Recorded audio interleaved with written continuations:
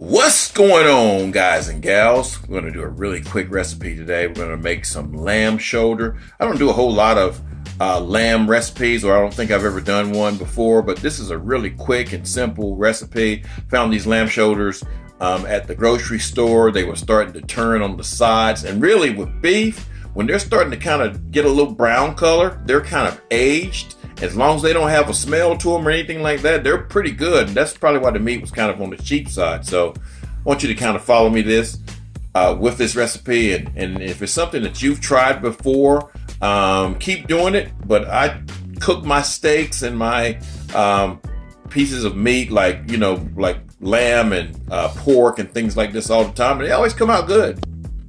All right, we're gonna keep this really simple. This right here, I'm using some Tony Chachere's. I use that quite a bit.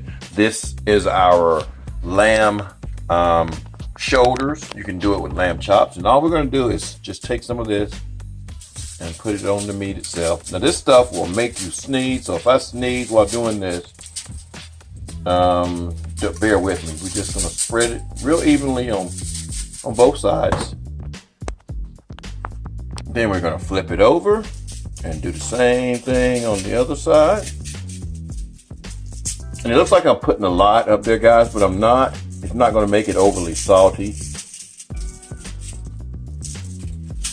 And this works best if you let that sit up there for about an hour, 2 hours before you grill your meat. Alrighty, we have thrown the lamb shoulder on the grill here. And I like mine kind of a medium to a medium rare. My wife likes hers almost well done. So we're gonna cook these until they get to that level. Alrighty, I skipped ahead. I've already taken the pork shoulder off the grill. And what you've got to do is you got to let them rest. I let mine get up to about 150 degrees, which is about medium rare. My wife's got up to about 160, 170, which is medium well.